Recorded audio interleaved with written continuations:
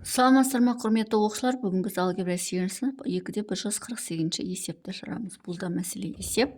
Әуежайдан бір уақытта ұшып шыққан ұшақтардың біреуі батысқа, ал екіншісі оңтүстікке бет алды. Олар 2 сағат ұшқаннан кейін бір-біріне 2 километр қашықтықта болды. Егер бір ұшақтың жылдамдығы екіншісінің жылдамдығының 75%-індей болса, әр ұшақтың жылдамдығы қандай дейді. Енді бір уақытта, мына жерде мынау әуежай болсын, осы бір уақыттан бірінші ұшақ батысқа қарай ұшады, батысқа қарай. Екінші ұшақ оңтүстікке қарай ұшады. Бұлар 2 сағат өткеннен кейін, мынауда 2 сағат өткеннен кейін, екеуінің ара қашықтығы 2000 километр болады. Яғни S-тең 2000 километр болады.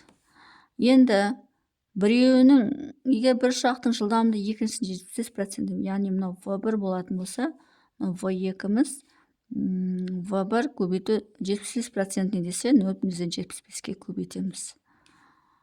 Сөйтіп теңдеу құрамыз. Мынау S1-міз болады.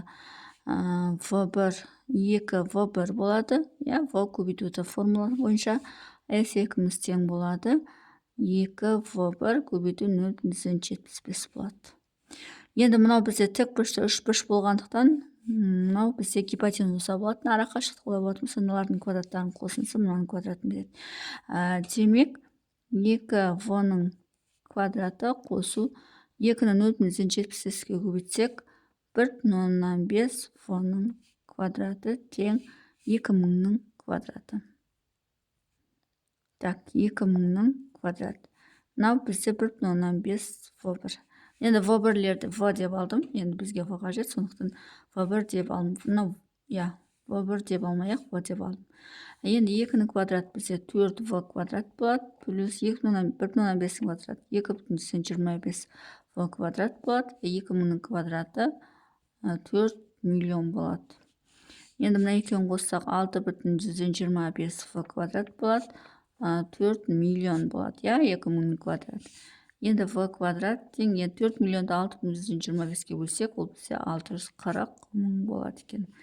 640 мыңның түбірі ол бізде 800 болады екен.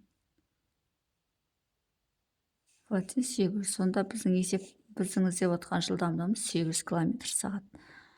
Енді не дейді бізде? Не сұрап тұр?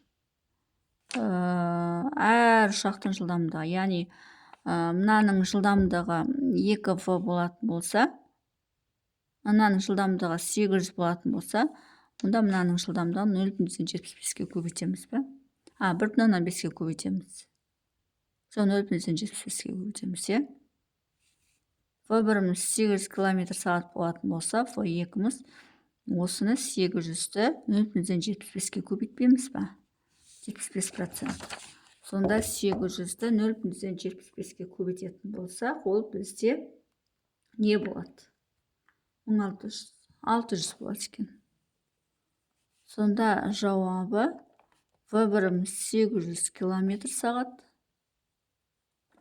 V2-міз 600 км сағат болады екен. Сонымен есептің шығару жолы осындай.